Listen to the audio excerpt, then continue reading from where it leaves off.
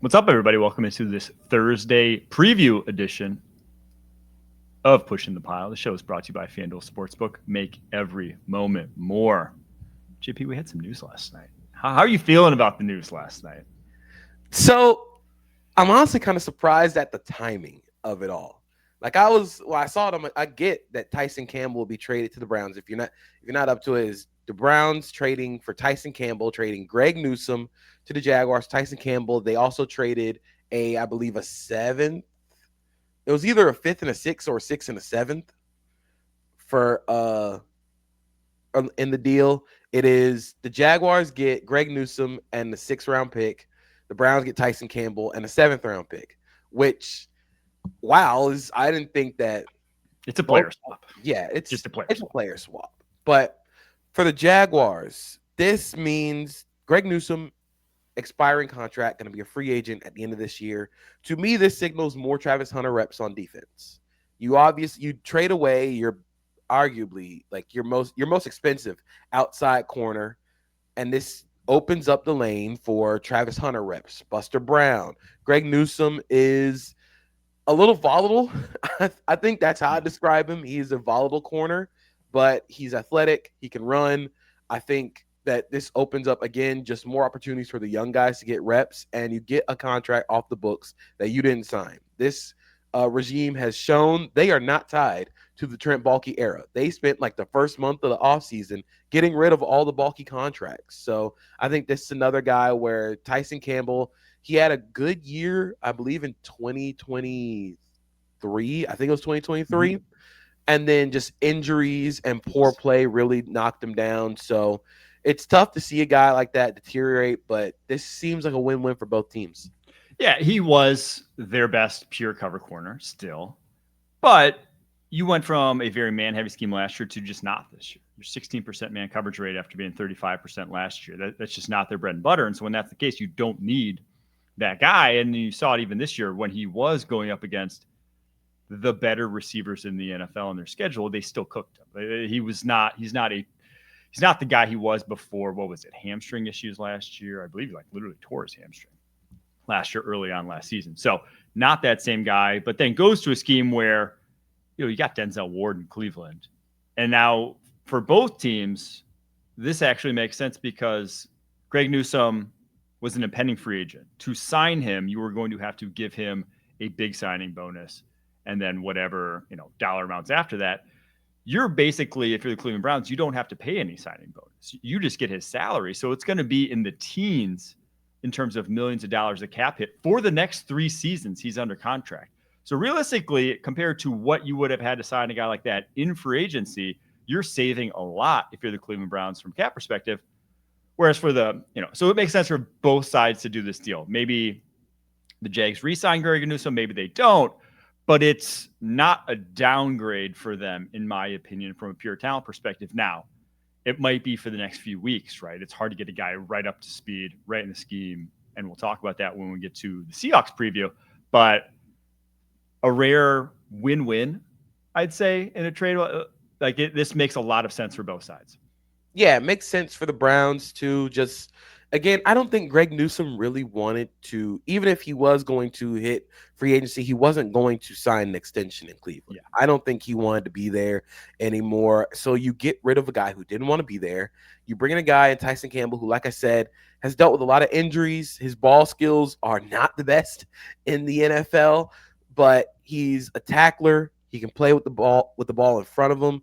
I think he's going to really, once you get him back locked in, once you can get him focused and back playing at a high level, this could be a bargain for the Browns. But there's also a contract out in 2026. Like, you don't have to keep him around if you don't want to. So this is a good trade for both sides. All right, the other trade that we wanted to touch on here before we get to the slate happened earlier this week. Ravens traded Odafe Oweh to the Chargers, former first rounder there for the Ravens, in exchange for Alohi Gilman and another day 3 pick swap in that one. This one a little bit more. Ravens get a 5th.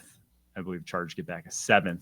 But a rare player-for-player trade. This is kind of the start of what we've seen in recent years be a more active trading session. It's not like baseball's trading deadline where all the moves happen the week of.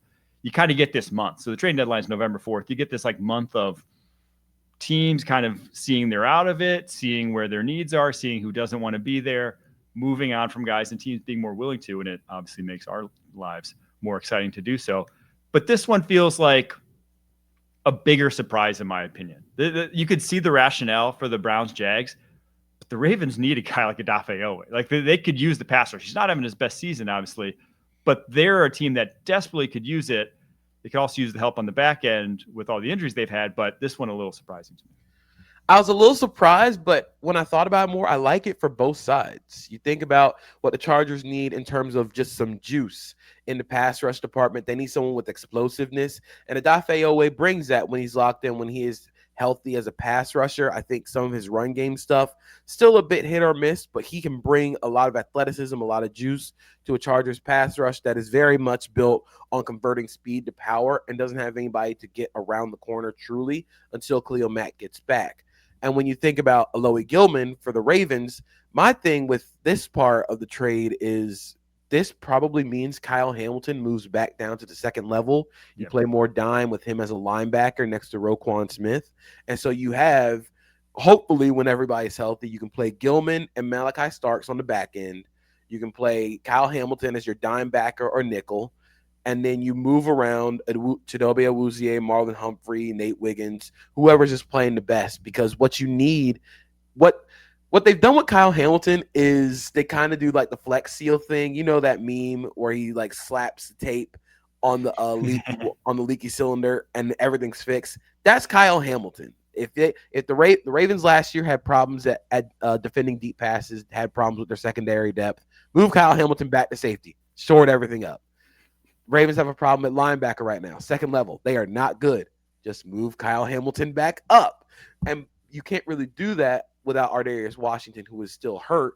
But now you have a guy in Gilman who's really smart, really physical, and both these guys are going to similar defenses. So it's not like there's a major change going on, a major structural change. Both these guys are going to defenses that they're very familiar with, that they have starred in.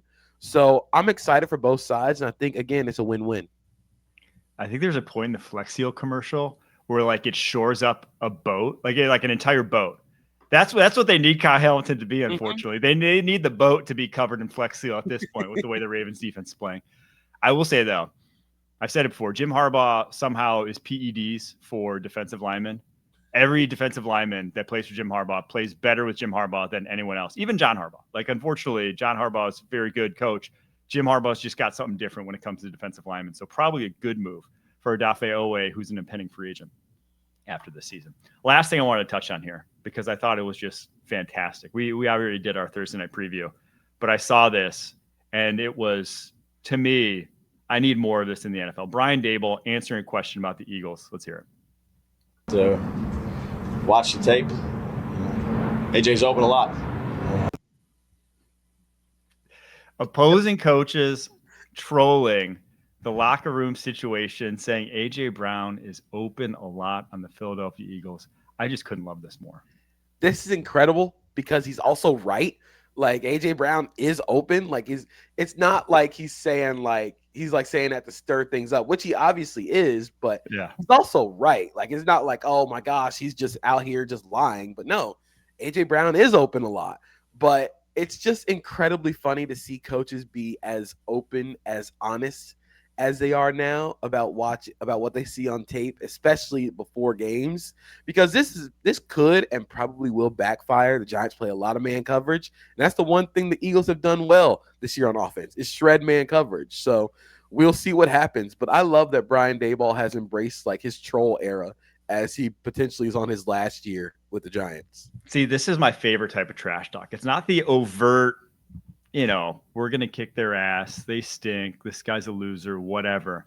It's the thing that you say that you hear it once and you're like, yeah, whatever. And then it just like, it'll stick in the back of your mind the entire week where it's like, okay, that he is open a lot. AJ is open a lot. It's like that meme for Falcon and Winter Soldier where he's like, he's out of line, but he's right. Like you probably shouldn't say that, but like he's not wrong. Yeah, I'm hoping for Brian Daboll to just let it rip the rest of the season. Just know he's on his way out, and just quote after quote. I want to hear it. I want more coaches to go out in a blaze of glory. Let's hope Brian Daboll takes up that mantle. All right. This Sunday, count on an afternoon of stellar QBs, two of the NFC's best going head-to-head on an NFL and CBS doubleheader. First, Aaron Rodgers looks to keep the Steelers rolling against the Browns. Then the 49ers travel to Tampa to take on Baker Mayfield and the Bucs. It all begins at noon Eastern with the NFL Today. You can always count on Sundays with the NFL and CBS and streaming on Paramount+.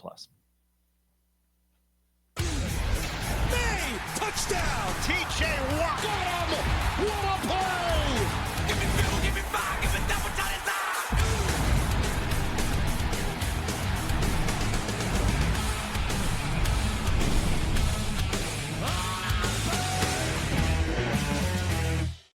All season long, up to the playoffs, Cash App is sponsoring our locks. We'll track how we're doing each episode, with the winner being presented with the Cash App Locks trophy at the end of the season. We now have two of us above 500. That would be Harry and Kyle. Harry goes 3-1 the week. Kyle goes 2-2. JP, we didn't have our best week. I went 3-4. You went 1-3. But this week we bounced back. We were getting called out on Twitter. At least I was, saying we missed all the games last week. So we're having a bounce back week. Hey, Eagles lose, Bills lose. Who could have predicted things like that? Not us. Football's weird. Football's weird. It's And we're really like I weird. said, we're gonna have a bounce back week here. All right, week 6 slate. The buys this week: the Texans and the Vikings. The game we want to highlight first, it's a Sunday night game. It is the Detroit Lions traveling to Kansas City to face the Chiefs. And despite having a losing record, the Chiefs are favored in this game against the 4-1 Lions. 2.5-point favorites. 52.5 points is the over-under here. Some notable injuries, though. Amon-Ra St. Brown, Terrion Arnold, Taylor Decker, Kirby Joseph, all DNPs yesterday. Brian Branch, an LP yesterday. And on the flip side, the Chiefs, 0 active roster players, limited or not participating in practice. It's a good sign for them.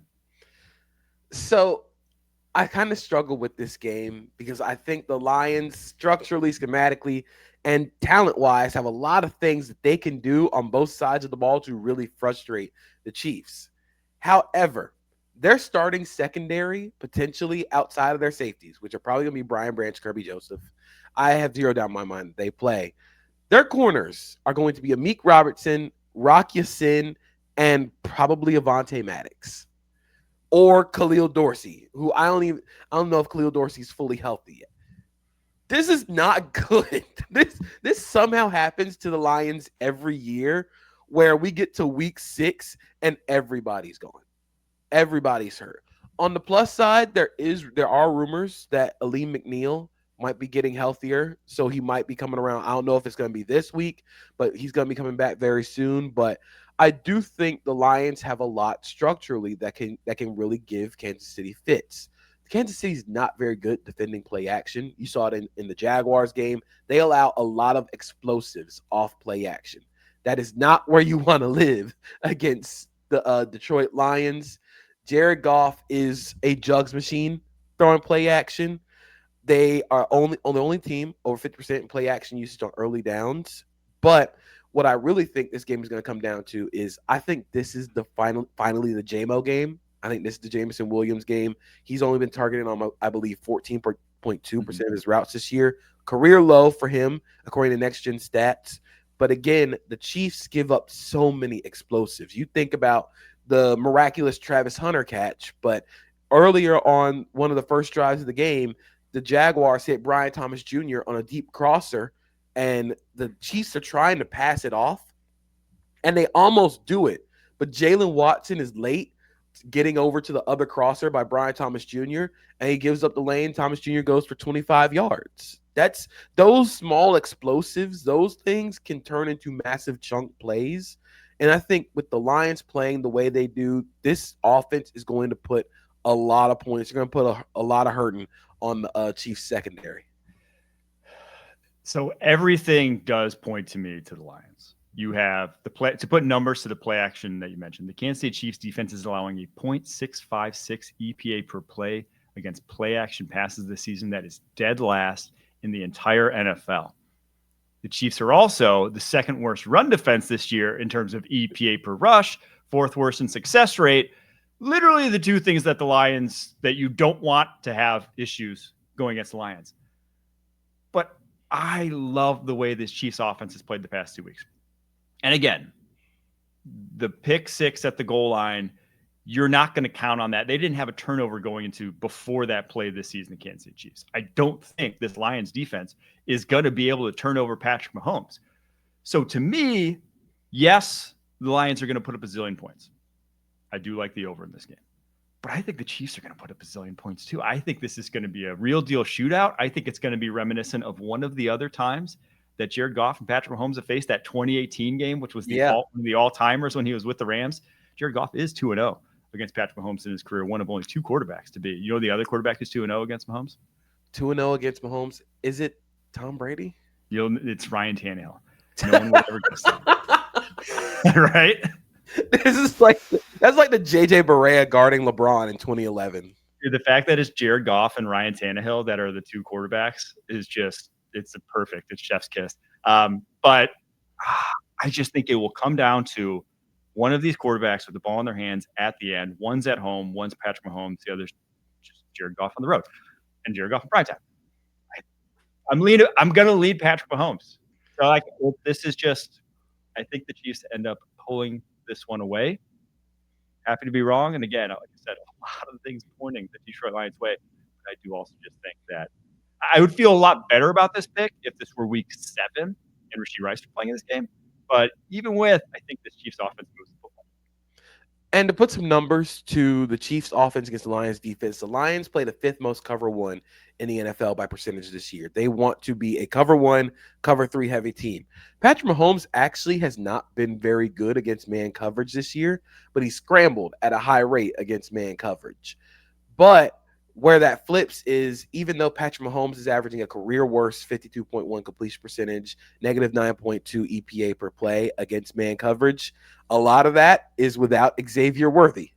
And Xavier Worthy is the math changer when you play man coverage. You cannot isolate Xavier Worthy in man coverage because he's so explosive.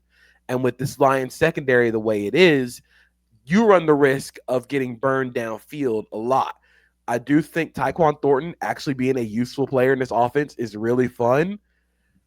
I'm going to pick the Lions. I'm picking the Lions here. Another thing is the Chiefs have not been good in close games this year. Their margin for error has shrunk so much because their defense can't stop anybody. They can't stop a soul. And I just worry that in close games, yeah, Patrick Mahomes is going to do Patrick Mahomes things, but he might not get the ball back to end the game. And that's where the big issue arises. I feel like, landing on this, I feel like it's going to be a Leo Chanel game. 2 weeks ago, you saw him have the big play against the Ravens. The Lions obviously are a Big 12 personnel team. That means Leo Chanel is going to be playing. I feel like this is a game where he has something. He does force a fumble. He does something in this game. It's going to be a Leo Chanel game. He's going to need to have a big play. Yeah, I mean, exactly. 49ers at Bucks. Bucks 3-point favorites. 47.5 points is the over-under here. The 3-point favorites, and 49ers are kind of still trotting out the same offense we saw last week, it would seem, because at practice yesterday, no Brock Purdy, no Ricky Pearsall, no Jawan Jennings. Obviously, if all those three don't go, it will be what they ran out. They beat the Rams on a Thursday night on a short week. I just don't know how they would do it against this Bucs team. I still can't believe this is a 3-point line. I don't know how they're going to do it against this Bucs team, especially due to the fact that they can't get pass rush. Without Nick Bosa, obviously, they cannot get pass rush at all. And that's going to be a struggle against the Tampa Bay team where if you can't pressure Baker Mayfield, he's going to carve you downfield. And they've shown that the Niners defense has shown that they can't really stop big plays downfield. They're very young in the secondary. Marquise Siegel is much more of a run fitter than pass coverage guy. Renardo Green has had his moments, still coming along. So you can get explosives against this team downfield. And I think the Bucs and Baker Mayfield are so good at generating those explosives off play action, especially targeting the edges of the field. They throw middle of the field stuff, but Baker is much more confident ripping out breakers, go balls, downfield attacking cornerbacks. And I think that's where you're going to see a lot of the money come from in this Bucs offense on Sunday. But on the other side, the linebackers for the Bucs are not good in coverage. And Kyle Shanahan schemes up a lot of things well. But if you have bad linebackers in coverage, it's like he's putting you under the microscope. He's got you in the eternal Sharingan from Naruto. Like, you are cooked if you can't cover anybody. I feel like there's going to be another game where you hammer Christian McCaffrey, receptions, targets. This is going to be a big check down game and force the linebackers to cover for Tampa. Tampa this season, their linebackers, according to PFF, in terms of coverage grade, Servassier Dennis, dead last in PFF coverage grade at linebacker. Levante David, 10th worst. It's been bad. That's where teams are attacking. And obviously that is where the 49ers are going to attack. So maybe that's why it's a 3-point line. But I do think that at minimum, Bucs are going to stop this running game. They're going to plug up. The 49ers are going to have to move the ball through the air. And I just think the Bucs offense, they're down Mike Evans, maybe Chris Godwin as well this game, maybe Bucky Irving again. But they just put up 38 on the Seahawks with that trio down also. Like, there's too many guys out there. They're too good on that side of the football. I think they win. I think they win rolling away in this one, truthfully. I think the Bucs win. I also think that Todd Bowles is going to be much more prepared for what Mac Jones is going to try and do versus Chris Shula. And the reason I say that is because Mac Jones has one of the quickest times of throws in the NFL this year. When he hits his back foot, the ball is out. But he has shown, Mac Jones is an incredibly tough guy, but when you get quick pressure on him, that's when he starts to fall apart because he cannot create out of structure. He can't create when there's pressure. So I think you're going to see a lot of sim pressures. I think you're going to see a lot of blitzes. You're going to drop a lot of guys into coverage. I wouldn't be surprised if we get another cool Vita Vea coverage celebration, cool Vita Vea coverage rep, because that's the one thing, that is the coolest thing Vita Vea has done this year, the seatbelt. It was hilarious. But I think what's going to happen is you're going to see a lot of defenders from the line of scrimmage dropping into coverage. You want to flood Mac Jones's face with a lot of droppers that he isn't expecting.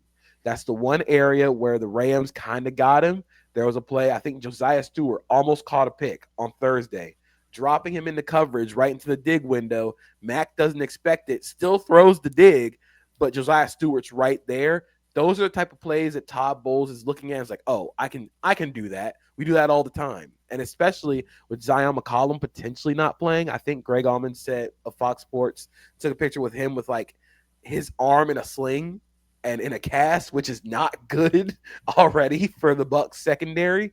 I think you're going to see a lot of guys dropping into coverage. You're going to get a Todd Bowles masterclass. I think the Bucs run away with this one. I do feel like anecdotally, and I have zero data to back this up, but Todd Bowles has one of the biggest differences between young, inexperienced quarterbacks' performances against his defense and vets. Vets don't really get fooled by Todd Bowles. So Todd Bowles eats up young quarterbacks and spits about. The stuff he throws at him, like you saw with Kirk Cousins last year. Kirk Cousins just tore him up. Nothing, all the blitzes and all the stuff he likes to do defensively on the back end, the spot drop with droppers from the D line. Kirk Cousins unfazed, but guys who haven't played a ton of football, if you see, guys dropping out from underneath into the throwing windows quickly, a lot of times he carves them up with just that. So another feather in the Bucs cap here. All right. Seahawks, Jags. Your 4-1 Jags are 1.5 point favorites at home. 47.5 points is the over-under. The Jags are a terrible Travis Hunter pass interference penalty from being undefeated right now. How's it feel? This is crazy, man. I don't know how they do it. It never looks good. It is the stupidest football you could possibly imagine, but it's working. And I think the biggest thing for the Jaguars is people are going to look at the offense, people are going to look at the passing numbers and go oh, this passing offense is bad. I don't think it's bad per se. I think they still haven't reached the peak of what it can be because the process is there. It literally is holding or delay a game or like it's just those type of things that they're still scratching the surface of what they can be. And I think you saw a little bit of it against Kansas City, the explosives downfield, Trevor scrambling, all the stuff that they can incorporate into their passing game. They can attack you in a lot of different ways. So I'm really excited to see that go against a Seattle team where I'm not sure who's going to be in that secondary, but Mike McDonald is going to throw a lot at this offense. It's something that Trevor Lawrence did really well against Kansas City was he was really good at identifying pressure and identifying blitzes. And if he didn't like it, he's just going to take off and run. And that's what I think is going to be needed against Seattle because they're going to throw a lot of simulated pressures, a lot of different looks at him. And what Baker Mayfield did against Seattle is if any of those sim pressures, if he didn't like the look, he was going to take off and run. Baker Mayfield has scrambled at a really high rate this year, and he's been really successful on all those scrambles. So I think that's something that Trevor continues week in, week out. But the offense is like right there when it comes to being consistently very good. They just need to get out of their own way. See, this to me, this feels like a little bit of a heat check game. I think they come back down to earth just a touch. I think the Seahawks win this game. I'll just say it. I think the Seahawks right now, their defense is just built to expose kind of this Jaguars offensive line. They could get by when it was one Chris Jones that you had to worry about and you could focus all your attention on him. But basically those holes that exist on the interior of this Jags offensive line and kind of at left tackle as well, one guy from the Seahawks front, and I think Byron Murphy has a big game here. Byron Murphy's kind of like he's been close again and again, hasn't really had the game-changing plays, but like I think this is the game where you see it from him against this weaker Jags interior, and I just think you see Trevor under much more duress than we saw last week. And then the Seahawks offense right now, they are number one in success rate in terms of drop back passing game. Sam Darnold is playing just inspired football. It's been a beauty to watch. I think he protects the ball well enough. I don't think he gives in to the Jaguars and this defense that's turned opposing teams over more than anyone else in the NFL 14 times. And I think the Seahawks take it. Unfortunately, I've been pumping up the Jags all year, but I think this is a comeback down to earth sort of moment for them. I think the big thing for the Jaguars defense specifically is getting Trayvon Walker back. If Trayvon Walker plays, I feel a lot more confident for this defense, especially in the run defense department. Kansas City kind of shredded them with the RPOs, but Trayvon Walker being back would be huge for them. He didn't play against Kansas City, but like it's sort of like, hey, he could play against Seattle. He could play against LA. We'll see what happens. But this game is going to be won over the middle of the field. Sam Darnold has I believe he is 6th in EPA in the intermediate part of the field. But among the top 10 guys in EPA per play over the middle of the field, he is the only one with a tight window throw percentage below 10%. That's incredible. They are so good at designing open targets over the middle of the field. And that's where the Jaguars defense has gotten so much better. Devin Lloyd cannot be tricked with his eyes now. And we talked about it a little bit on Tuesday. The game has slowed down for him a lot more. Foye Oluokun's playing really well. And then you get really good coverage from Eric Murray coming off the roof, Andrew Wingert coming off the roof. They play a lot of quarter half. So I'm kind of expecting the Seahawks to take some shots downfield. And hopefully you have Travis Hunter playing. I'm not sure if Travis Hunter plays more defense than offense this week. I would assume he plays more defense, given Tyson Campbell is now a Cleveland Brown. But I'm gonna pick the Jaguars. I think this game is gonna be a really fun one. I think it's gonna be a little chaotic. But the Jaguars have shown they can win close games. They can win the chaotic games. So if they can put another one into the chaos ball belt, we'll see what happens. I do think it ends up, though, as much as I like the Seahawks, it will be decided if there are guys who are banged up in that secondary. Nick Manwari, Devon Witherspoon, Julian Love, if they can all go. If they can all go, I feel so much better about the Seahawks than if they can't in this one. All right. Monday Night Football. Let's get to it. Chicago at Washington. 4.5-point favorites the Commanders are. 49.5 points is the over-under here. Battle between the number 1 and number 2 overall picks from last year's draft. We obviously saw how it happened last year. One of the best games all season. the Hail Mary, Jaden Daniels at the end. How do we see this one going? This feels like a game where Washington kind of just leans on Chicago a little bit. Chicago's run defense is awful. Like, it's horrible. Terrible run defense. And what the Commanders showed when Jaden Daniels was healthy and you have Bill Krosky-Merritt leading the way is this run offense cooks. It is so much fun. They do a lot of GT counter. They get into a lot of different variants of stuff. You can add Deebo Samuel into the run game, and just the threat of Jaden Daniels as a runner, even though he really doesn't, like, outside of the scrambles, Jaden Daniels is not a designed run game guy. Like, they don't really like lean into his ability as a runner in designed areas. It's more the threat of Jaden Daniels that they use a lot as a runner. I think the Bears kind of just get run over a little bit. But I do think the Bears offense can put up enough points and yards as a passing offense to really get after Washington. You really didn't see it on Sunday because the Chargers were playing like people from LA Fitness on the offensive line. But the Bears have the ability to attack downfield against this team. Rome Odunze's having a great year. I said before the year this could be his wide receiver one, like, breakout. I think he's well on his way to that. Caleb Williams has shown that he can operate this offense, and I think that's the biggest thing. He can operate the Ben Johnson offense. He does some really cool stuff outside of the pocket. The downfield accuracy still kind of comes and goes, but against Washington, against a secondary that really still gives up a lot of big plays, I kind of feel like this one's a shootout too. That's what I was just going to say. My biggest take is that I think this is going to be an incredibly fun game. I think this game is going to be elite football watching on Monday night. But the biggest thing, and I had to laugh when I went to the locks and saw yours, because my immediate thought of this game was Bill Krosky-Merritt's just going to go off. Your lock is Bill Krosky-Merritt anytime touchdown. Mine is Bill Krosky-Merritt over 61.5. Because of that running game, the dynamism that they have there in Washington, mixed with the fact that the Bears' run defense is just god-awful this season. Now, it might be getting a little better with Kyler Gordon coming back this game. TJ Edwards may be back in this game, so maybe some improvements, but still, this year, against 8-man boxes, 5.3 yards per carry. The league average is 3. 7-man boxes, when they run them, 5.9 yards per carry. 6-man boxes, 6.2. And with the Commanders, you touched on Jaden Daniels and his legs and how they use him. They don't use him as a true runner. But what I do love is how they use him in the option game. It's not straightforward, inside zone, read the defensive end sort of stuff. It's a lot of fast away option. So like counter away or pin and pull away options where basically run concepts where the second level linebackers have to fly the other direction.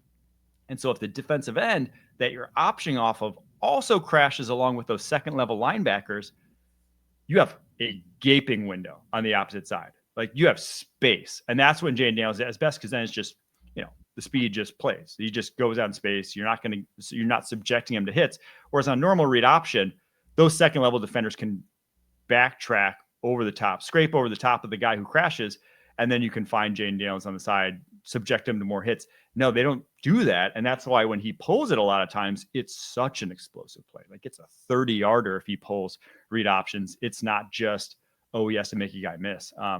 So I love how they incorporate that. And if you have a numbers advantage against this Bears defense and how much they've struggled in the running game, you're just going to carve them up. So I like the Commanders for that reason specifically. But if I'm betting anything in this one, it'd probably be the over and definitely be Bill Krosky-Merritt's over. Yeah, I think this game is going to be one where the Bears offense, again, they're going to put up a lot of explosive plays.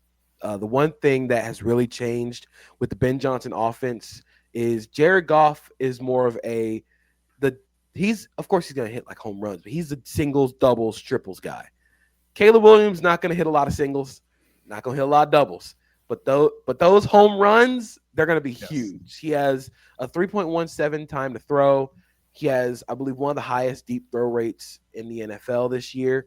He is going to attack downfield, and I think that plays well against the Commanders' defense that gives up a lot of explosives. Against the Chargers, there were a lot of explosive plays to be had, but again, with a functional offensive line, you can probably make that happen. We saw what they did against the Falcons, where there were just so many explosives left on the field. This could probably be a game for DeAndre Swift as a receiver. I don't know how often you want to go to that well, but you could get him involved as a receiver. I think you're going to have a lot of options to attack. This game is going to be one of those ones where we're looking back at the end of the season like, man, there were a lot of points in this one.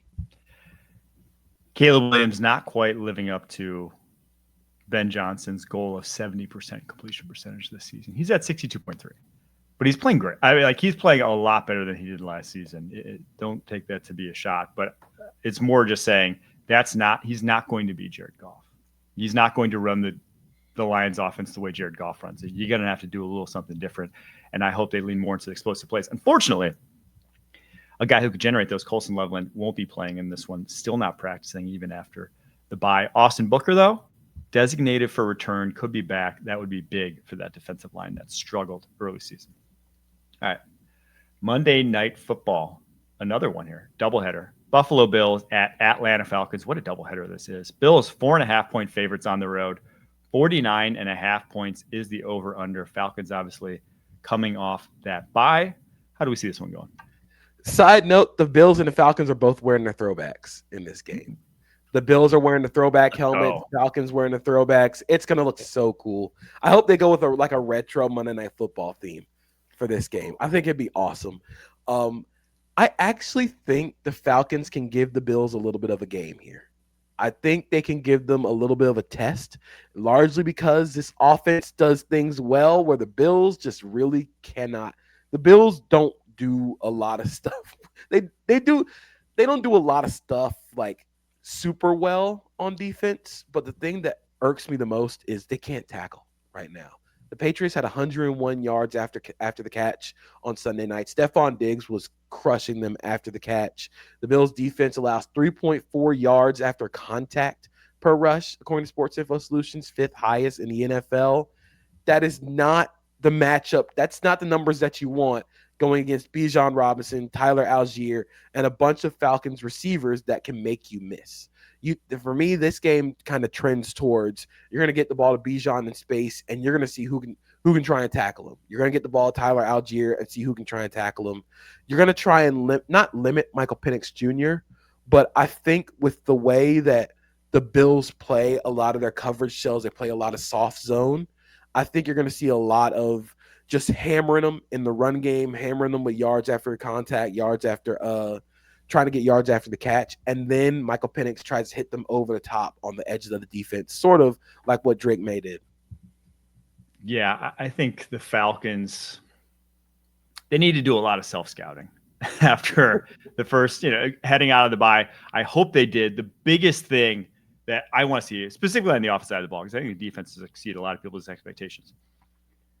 They have to get better off play action.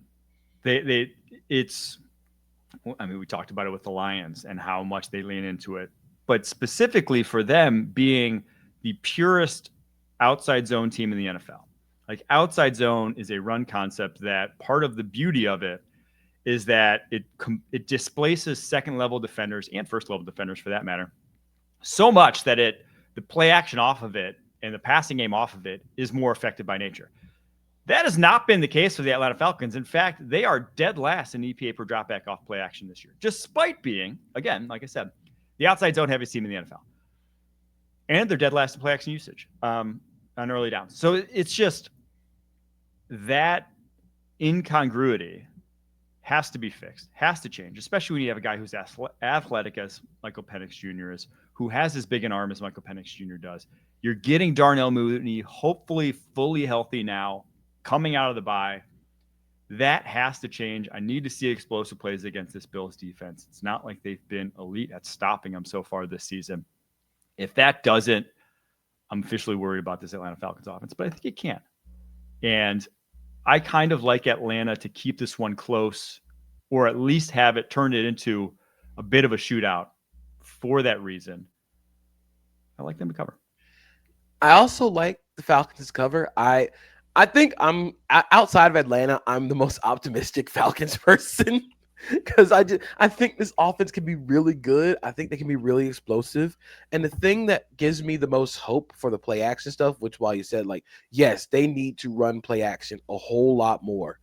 They did lean into it more before the bye. They had 6 play action dropbacks against the Commanders, 7 against the Panthers. Of course, the Panthers game was just everything that could have gone wrong went wrong, but they leaned into it against the Commanders. Michael Penix Jr. had 6 dropbacks against or using play action. He was 3 for 5 on those play action targets. One of them was an interception where he just it was a sail concept, and he kind of lasers the ball instead of like putting a little air under it, and Mike Sanger still just jumps up and picks the ball off. So that's something where like that's the Michael Penix play where you're like, that's frustrating because he just put a little bit more touch on it. But they threw a dagger concept on play action that I was like, oh, I didn't know you guys wanted to do that, which is play action over the middle of the field. I didn't know that was a thing that you could do. So I think if they can get to that, if they can operate in that area with how good they are running the ball and how dynamic they can be as a running offense, I think they can keep this game close. I think so too. We'll see. It's going to be a great one though. This Monday night slate is probably the best one we've seen all season.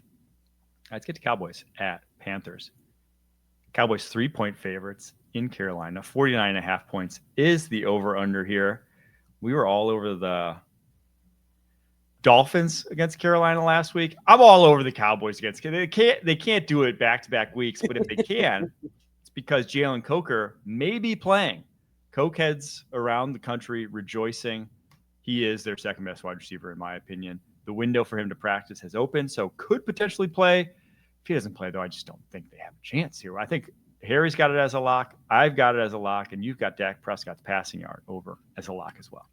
I do have Dak Prescott's over on passing yards because this passing offense is so explosive, so dynamic. Dak Prescott's playing at such a high level. And it's not just like their pinpoint accuracy, like they're playing within the margins like they were previous years when we said Dak is playing well. When Dak was playing well in previous years, this was more of a short yardage. This is a precision offense. Now it's all about you're withdrawing from the ATM and big bills. You're going to getting hundreds. You're going to try and throw home run balls to George Pickens. CeeDee Lamb hopefully may play. He didn't participate in practice.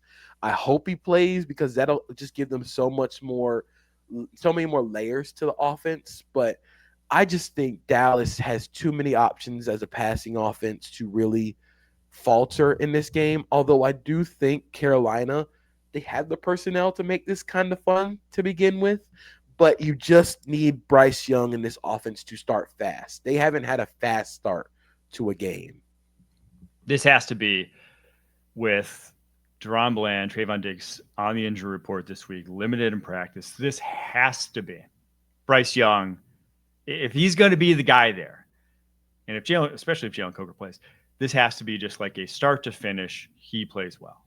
No dropping the ball when you see a defender coming at you. No, missing guys by 10 feet on overthrows. Like you gotta be dialed in because every single other team's been dialed in. Every single other quarterback's been dialed in against this Dallas Cowboys defense. And I will say this to add to why I like the Cowboys, though. Like I think the Panthers score over in this game is actually one of my locks as well. Dak's just playing out of his mind. Last week doesn't have his left tackle, doesn't have CeeDee Lamb, didn't matter. And they even last week they shadowed. They had obviously Sauce Gardner shadow George Pickens. They don't shadow with J.C. Horn. You're going to be able to get George Pickens on Mike Jackson. And if that's the case, Pickens is going to have a big day, in my opinion. Yeah, I think this game is going to lean more towards whichever quarterback can hit the explosives. I think if Jalen Coker plays, you get some of that in-between game back, and you allow for guys like Jimmy Horn to be more of a specialist. You allow for Tyrell McMillan to sort of shine in the one-on-ones because you're going to get a lot more attention on Coker, especially the trust that Bryce Young has in him over the middle of the field. That's the biggest thing is Jalen Coker is a guy that Bryce Young trusts in that area. He's got such strong hands, really tough, really physical, but then you just have more layers. You add more elements to the offense when he is back healthy.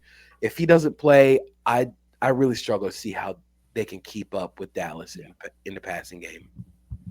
Bryce, you better figure it out because I got a 15-1 ticket for Tyrell McMillan to win Rookie of the Year, and he should.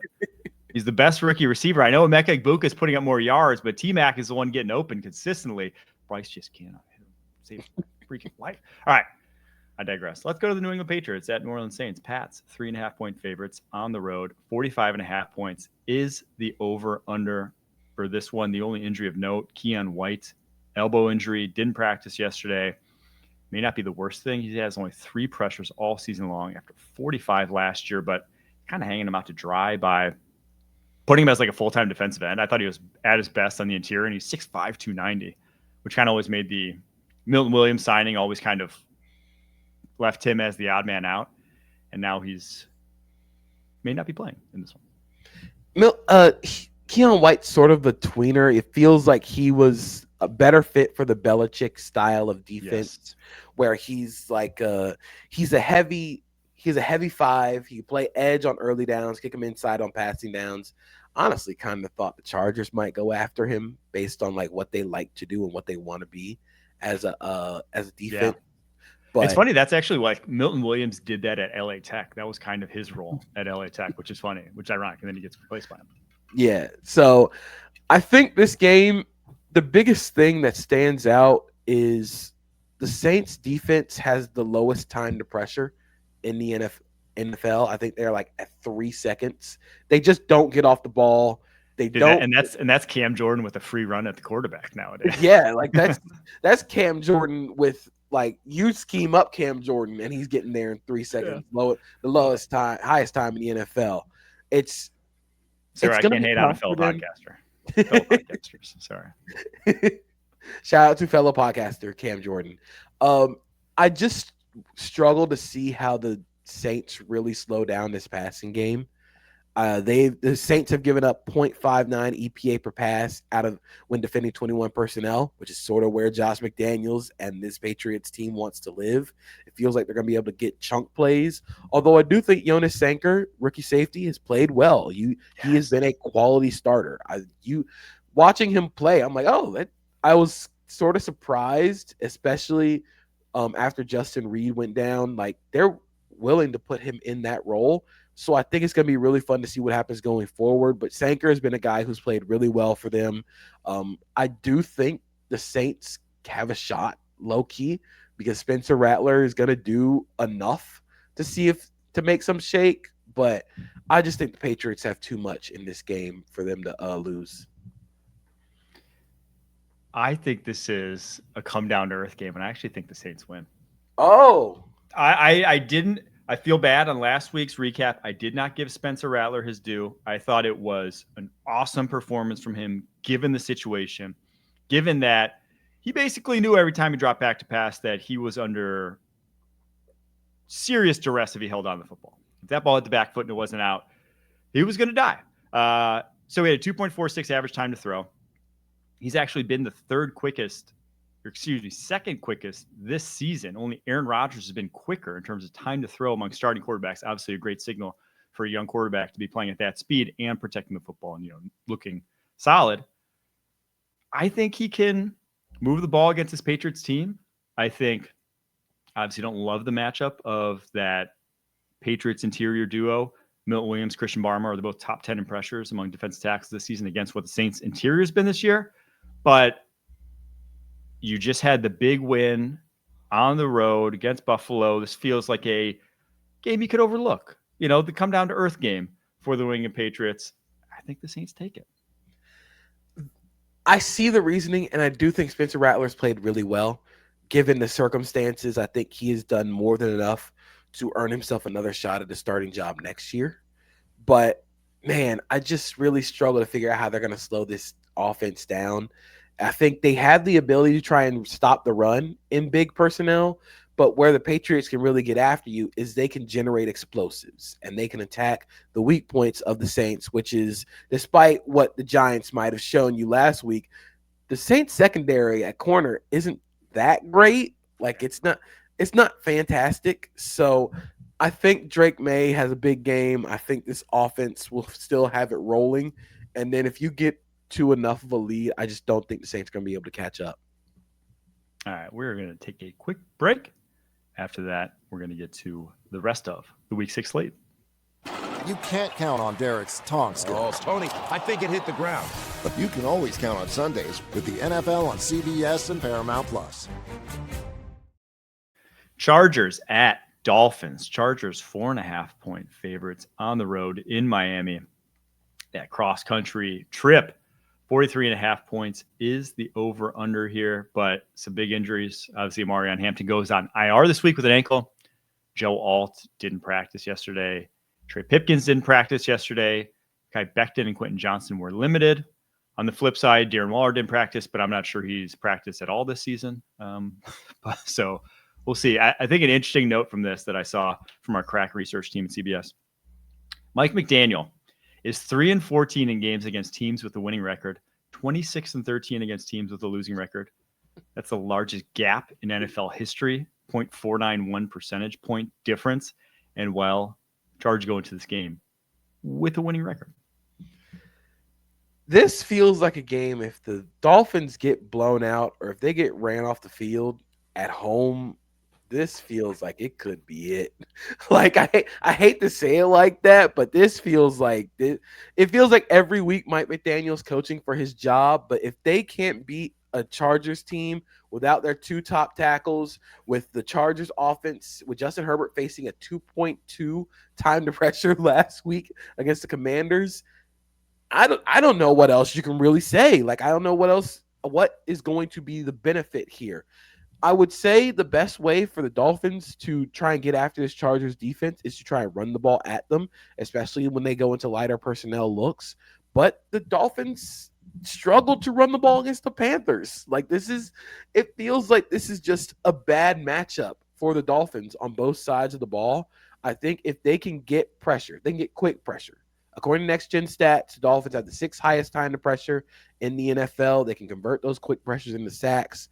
I just think if they can get quick pressure, they can stay in this game, because I don't know what the Dolphins are going to do against this Chargers defense. Yeah, I don't want to say high hopes, but I had some optimism that the trio of Bradley Chubb, Chop Robinson, Jalen Phillips could come back and be like, at least they pressure post-COVID. At least like they warm them up and can protect the secondary from that. Nope. It ain't happening whatsoever. Right now, as it stands, Jalen Phillips, Bradley Chubb are 42nd and 56 in terms of PFF grade out of 62 qualifying starters. And Chop Robinson only has 5 pressures. Just been non-existent for this Miami team. And they really don't want to play him on rundowns because they're already so bad everywhere else that they can't give up more. And then you add to the fact that there's a slight chance of rain in this game, which Tua and weather is basically turns into a high school quarterback. There's just a lot of reasons why I hope and think that this game, of all the games that the Chargers should be able to win without their tackles, this is it. Keep an eye on Jonas Savaiinai against this Chargers interior defensive line. If you're getting pressure, it might be from there. The Chargers interior defensive line has played really well this year. Tahir Tart has been awesome for them. I think Justin Boygby, he was a 5th round pick a couple years ago from Alabama. He has played really well, getting some pass rush pressures. They have so much up front. They have so many answers. And now that you add Odafe Oweh to the mix, who might be a designated pass rusher, you just have so many cool things you can do up front. And this secondary, I think secondary has a bounce back game. I think they're going to tackle a lot better. You have to try and get Darren Waller involved, but Derwin James has been awesome guarding tight ends this year. Like, he has been a guy that you can just neutralize tight ends with. So I really struggle to see how they're going to score points. The great irony here is that Tahir Tart was a Miami Dolphin before he was a Los Angeles Charger. He was on the Dolphins last spring and through last camp, signed with the Chargers. Dominant year last year. He was awesome last year. He's still good. Tahir Tart revenge game. Tahir Tart revenge game. And that's what I mean when I say that Jim Harbaugh's PEDs for defensive linemen. The Dolphins didn't even want this guy. Dolphins, with one of the worst defensive tackle situations in the NFL, didn't even want this guy. And now, well, one of the better run defending defensive tackles in the NFL. All right, let's get to the Browns at Steelers. Pittsburgh Steelers, 5.5-point favorites. 38.5 is the over-under. Obviously, that's because they're facing a rookie quarterback in Dylan Gabriel. This is one of your locks, though. And when I saw it, I had to give an applause. I had to give an applause to you, JP. What is it? I have the Browns plus 5.5. Let's go. I think the Browns win this game. I think the Browns win this game because I don't think people understand how awful this Steelers offense is. Just a not fun unit to watch at all. They are playing with fire when it comes to how just neutered this offense is explosive. Jonnu Smith, his ADOT this year is 0.4. Like, you traded for Jonnu Smith to give him a 0.4 ADOT. I believe DK Metcalf and DK against man coverage, DK Metcalf has the same yards per route run as Kenneth Gainwell. And their leader in targets against man coverage is Calvin Austin. Like, nothing about this Steelers offense makes sense. And the best thing they can try and do is run the ball and then get the ball out quickly. But when the Browns play man coverage, the amount of man coverage that they play, they're very good at defending the run because they're just super strong up front. Aaron Rodgers has the quickest time to throw in the NFL this year, but the Cleveland defense also has the third quickest time to pressure in the NFL. So it feels like the Aaron Rodgers don't touch me offense against the Cleveland Browns. We're going to get there fast against a Steelers offensive line that really has struggled to – Broderick Jones has kind of struggled against star pass rushers. I wonder how they kind of scheme against Myles Garrett, how they protect Aaron Rodgers from those Myles Garrett plays. But I do think Kevin Stefanski draws up a pretty good game plan against the Steelers defense. They blitz a lot on early downs, don't blitz on late downs. They are not a blitzing team on third down. I believe they're 27th in blitz rate compared to just 5th overall. I just see this game being sort of a slugfest, and I think the Browns defense is better than the Steelers. So I'll take the Browns in this one. Dude, I like the Browns as well. Couple reasons. One, the Steelers offense, and specifically their offensive line, is been very protected by the fact that Aaron Rodgers has the quickest time throw in the NFL.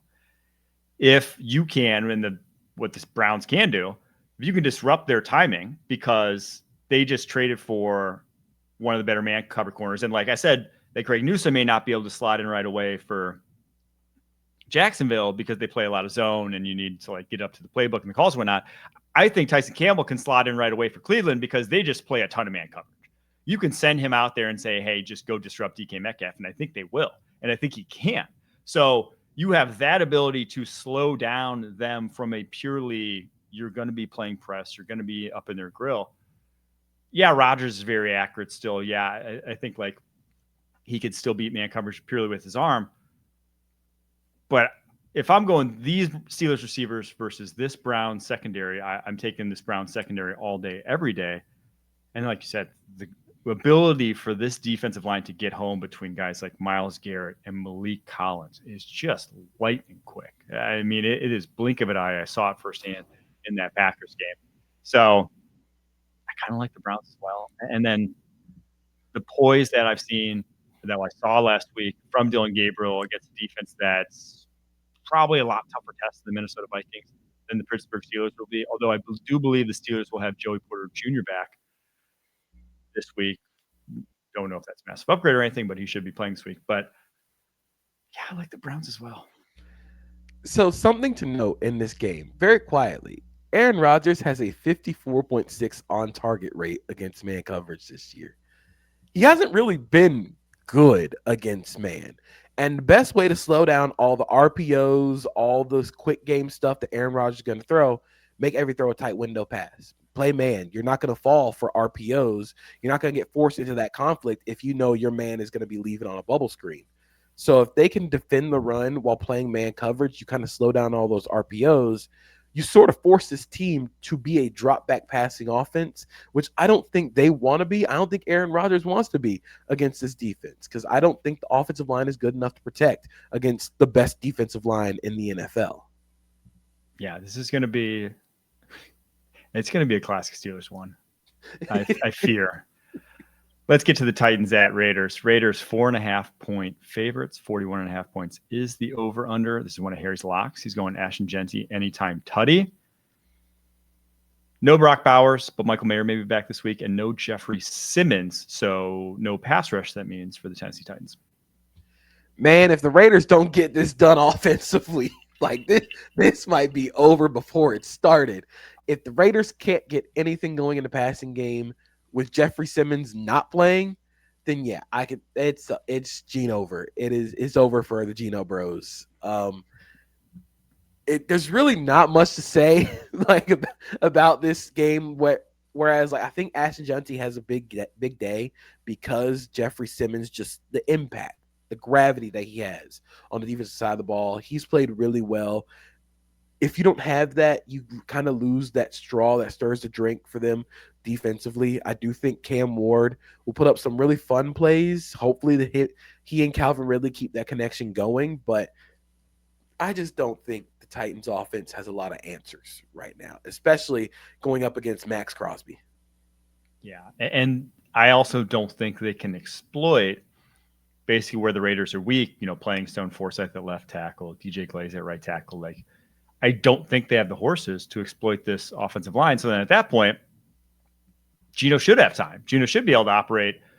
Hopefully we don't see the more Geno picks.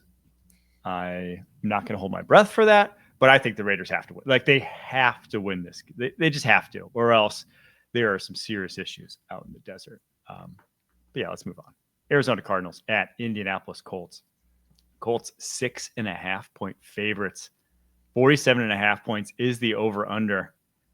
Cardinals obviously reeling post Tennessee Titans loss. Jonathan Gannon fined $100,000 this week for whatever that was with Emmy DeMercado. Kyler didn't practice also yesterday. So a lot going for them. A lot going right for the Arizona Cardinals this week. Things are going well out in the desert. Things are fine. This is like the meme with the dog on fire. Like, this is fine. They're just chilling. It's okay. I think the Colts win big. The Colts have done a lot of things well this year, but they have beaten the tar out of bad teams. They do not show mercy against bad teams. And something that I've noticed, especially with Kyler healthy, this Colts defense doesn't blitz a lot, but when they do blitz, they're second in sack rate. They don't blitz a lot. When they do, they get home. And I think a large part of that is because Lou Anarumo is so good with veterans in this defense. They can run so many different coverages. They can do a lot of stuff. They can send safety blitzes down the middle of the field and be okay because the coverage structure and integrity still hasn't been lost. And I think Kyler Murray, if he does play, I'm not sure if he does play, but if he does, Kyler has a negative 0.18 EPA per pass with an over 2.5 second time to throw. Like, if he holds the ball for a long time, things go bad, which is not what you want from a guy like Kyler. I just think the Colts have too many answers. They can I think they're going to be able to run game, play action, and then just lean on the Cardinals, and their defense should be able to take this game. It's what I've been saying with Kyler for a while now, that stat about how ineffective he's been on those basically second opportunity outside the pocket creation plays. If you live and die by those, and they kind of did last year, you're going to die by them a lot. It's just hard to really get by at the NFL level on those alone, unless you're, even Josh Allen and Patrick Mahomes, who are probably the two best in the NFL, Lamar Jackson as well, three best in the NFL at just that. Well, they also are awesome from the pocket. They don't live by them. Kyler Murray lives by them, unfortunately, far too often. And they're dying by him this year. That's why you are the 1/4 of good football, 3/4 of bad football, Arizona Cardinals, that we keep hampering on every week. And to beat this Colts team, you got to play at least 3/4 of good football. Yeah, I don't know if you have to play a full game, but you got to play at least 3/4. And I just don't see it happening for this Cardinals team. And then there's just the demoralization factor that I think is starting to set in Arizona. I like the Colts. You guys both like the Colts to cover enough to lock it up. I'm not sure I'm going to lock it up because I think the Cardinals still could have some life in them, but I would lean under on 47.5 as well in this game. Let's get to the Broncos at Jets. This one's in London. Jets, 7-point dogs. Obviously don't get any home field advantage on the road there. 43.5 points is the over-under. I kind of went back and forth on this one. I'm just going to talk it out because I think the Jets are uniquely qualified to stop this Broncos offense from one perspective. We talked about Sauce is going to travel. he's going to guard Cortland Sutton. That's the type of wide receiver, bigger wide receiver that he theoretically should do well against, has done well against in the past, let's say. He's great at that. He is the Broncos passing offense. When Bo Nix this season has targeted his wide receivers, the EPA per target for each, Cortland Sutton's at 0.759, gap Marvin Mims at 0.119, and then gap Troy Franklin at negative 0.037. So like it's Cortland Sutton if they're really moving the football, or it's nobody. So I think if you take him out, you can stop this Broncos offense. But the Jets have the lowest pressure rate in the NFL. They're not going to get to Bo Nix. On the flip side, the Jets have allowed the most pressures in the NFL, and the Broncos have forced the most pressures in the NFL with their defensive line. So, like, there's a lot of matchups going up against the Jets this weekend as well. But I think they can muck it up enough, not to win, but to cover. I think. Maybe I'm wrong. I am curious if the Jets can stop the run in this game. If they can stop the run at a bigger personnel looks when the Broncos go to 12, go to 21 personnel, when they get their big guys on the field, if they can stop the run, I kind of feel like they have a shot in this game, because the entire thing for the Jets this year was supposed to be, we can stop the run, we can run the ball. They've done both those things fairly well. Outside of just a complete collapse against Dallas, they've been able to stop the run for the most part. I believe they're like 13th in EPA per carry given up on the ground this year. It hasn't been bad. It hasn't been objectively bad for the Jets defending the run this year. The issue is, outside of Sauce Gardner, they have nobody they can trust in man coverage. And if they have to turn this game into a passing game on both sides of the ball, I don't think they win. So for the Jets to win this game, I think they have to lean into the run game, try and shorten this game as much as possible. Don't try and turn this into a shootout. Let's win this game on the ground. Let's force them to play from behind and see what we can do, because like you said, there's nobody really outside of Cortland Sutton that this team trusts right now as a receiver. Aaron Glenn, now the first head coach since 1989 to start 0-5, allowing 27-plus points in each of his first 5 games. Do you know or want to take a guess at who that coach was in 1989? You will know the name. Oh, man. I don't know. I don't know off the top of my head. Jimmy Johnson for the 1-15 Dallas Cowboys starting Troy Aikman. So it could turn around for Aaron Glenn. It's done it before, but it's going to take a lot. It's going to take a lot, especially with this team. This team just doesn't have it defensively, unfortunately. All right, let's get to the Rams at Ravens. Rams, 7.5-point favorites. That would have been unthinkable unless Lamar's not playing. Roquan's probably not playing. Marlon Humphrey's probably not playing. Chidobe Awuzie is probably not playing. Patrick Card's probably not playing. Kyle Hamilton may not play. And Ronnie Stanley, left tackle, may not play as well. So, yeah, if they don't play again, same shit, different week. Baltimore Ravens are not the Baltimore Ravens anymore. And I like the Rams to cover if that's the case. 7.5 points against a backup, like literally a backup squad, sure. CJ Stroud had as many passing touchdowns as he had incompletions last week. This game might be over early. This might be one where you're like, all right, let's do not watch this game on your Sunday ticket quad box, because every time you look up, big play for the Rams. I believe the Rams have allowed a 200-yard, or not Rams, the Ravens have allowed a 200-yard passer and a 100-yard rusher in each of their first 5 games, which is not good. Not good at all. Or I mean, a 200-yard passer or a 100-yard rusher in each of their first 5 games. Not both, but sometimes it has been both. Sometimes it has been both. But they just, with the backups in, not even the backups, like the third string team in, especially with the lack of depth they have up front, I just struggle to see how they're going to get pressure, how they're going to stop the run. If you can't not be able to stop the run and also not get pressure. You have to be bad at one or the other. You can't be bad at both, or you're going to lose a lot of games.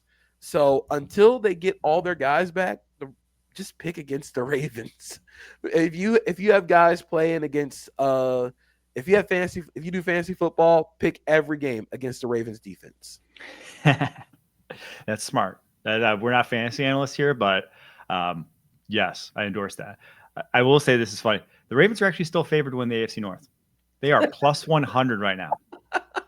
That shows you the absolute state of the AFC North, that a 1-4 team who, by anything other than a sheer act of God, will fall to 1-5 is plus 100. But if you like that number, I suggest waiting, because again, it will get worse. It's going to get worse. So you'll probably get a better number if you really think the Ravens are going to bounce back. And I mean, we talked about it. There's a real chance they do, but I would wait. It's gotten so bad in Baltimore that they signed CJ Gardner-Johnson, the most problematic locker room presence, so much so that Houston said, be gone midway through the season.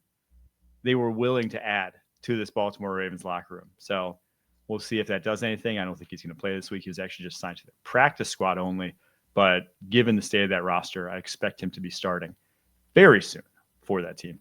So I was curious why the Ravens are still favored to win the AFC North despite having nobody healthy and being 1-5. The Steelers' schedule has 2 Browns games, 2 Bengals games, and a Dolphins game. Outside of that, they play the Packers, Colts, Chargers, Bears, Bills, Ravens, Lions, and then Ravens again to end the season. Dude, I think this one could be Mike Tomlin's first non-winning season. 2, they still could make the playoffs though with his first non-winning season, which would be the Mike Tomlin masterclass. Yes, which would literally be the perfect way for Mike Tomlin to break in a losing record. All right, and then obviously a first-round exit from the playoffs. All right, Cincinnati Bengals at Green Bay Packers. Packers 14.5-point favorites. 44.5 points is the over/under. You know how bad you have to be for Joe Flacco, 40-year-old Joe Flacco, to be named the starter within 24 hours of getting to Cincinnati? I don't even think he practiced. And they're like, yep, starter. He's starting this week. Do you think that was part of the deal? Like, just go give him to us. He's going to start for us. Like, yeah. The Browns are like, no. The Browns are like, you have to start him. We're not going to trade him unless you start him. You must start this guy. I'm still curious. Has there ever been a quarterback who was traded mid-season who beat the same team twice for 2 different teams? Oh, I looked up, or I got looked up. I used a CBS research packet. It is the 4th quarterback all time to start for 2 teams in the same division. The last one was Kyle Orton, but I don't know if anyone's beaten the same team twice with 2 different teams. Do you happen to guess the 2 teams that Kyle Orton played for in 2011? In 2011, was he in the AFC or NFC at this point in time? I'll give you a hint. It was the AFC. Okay. Was it the Broncos and the Raiders? It was the Broncos and the Chiefs. I feel like Patrick Mahomes has been so good for so long that I just blacked out of my mind that the Chiefs like stunk for a good portion. I completely memory hold the Chiefs before Patrick Mahomes. They were bad. But fun fact, that year he did play. Kyle Orton was the guy who beat Green Bay in their 15-1 season. It was Kyle Orton who started that game, and he actually played Green Bay twice that season. I'm looking at it right now. Lost the first one, obviously, because the Packers only lost 1 game that season. But so the last quarterback to do what Joe Flacco's doing also played the Packers twice. I think that's an interesting quirk from the AFC. Not much else to talk about in this game. If the Packers lose this one, though. Now, they lost the Browns. We didn't think it was going to happen. They were double-digit favorites, I believe. Tied the Cowboys. Didn't think that was going to happen. If they lose this one or this game's not a blowout, we can start to worry about this Packers team. But, yeah, I don't think there's any reason to believe this won't be a blowout this weekend. Okay. But 14.5 is a crazy number for a team that still has receivers. I looked it up.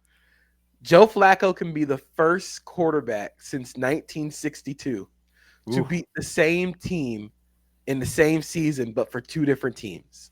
The quarterback who did it was Jake Kemp, who started for the Chargers in week 2 of 1962, according to SI Cincinnati, and beat the New York Titans at that point, 40-14. Then he got put on waivers.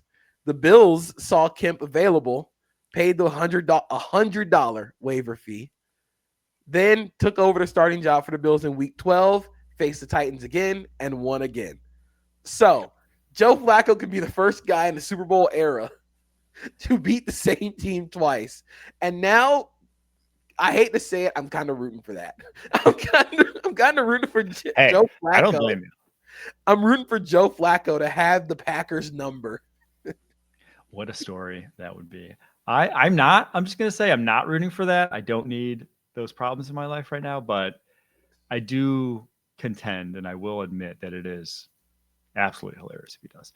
All right, let's get to our locks recap and let's get out of here. Locks are sponsored all season long by Cash App. Making money moves should be easy, and that's why it's Cash App. It's fast, safe, and honestly, it's just way more personalized than the other apps out there. I'm locking up A.J. Brown's under 64.5 receiving yards. That's tonight, Thursday Night Football. I'm locking in Bo Nix's under 226.5 passing yards against the Jets. I'm also locking in the under in that Jets game. I'm locking in Seattle plus 1.5, Dallas -3, the Carolina Cowboys over 49.5, Bill Krosky Merritt's over 61.5, and Tampa Bay's -3. JP, you got Indy -6.5, Browns plus 5.5, Dak Prescott over passing yards, Bill Krosky Merritt anytime touchdown, and then Baker Mayfield's over passing attempts whenever those drop. Harry, New England -3.5, Rams, Ravens over 44.5, Cowboys -3, Colts -6.5, and then the Ashton Genty anytime tutty. Woo! A lot of locks this week. Cannot wait to get back Sunday night. Do this again. New Push in the Pile YouTube channel. Go check it out. As always, this was the Lock segment sponsored by Cash App. As you heard me say at the top of the show, new Cash App users can use our code to get free money. Use code PUSHING. Send $5 to a friend within 14 days, and you'll get $10 right in your account. Thank you, Cash App.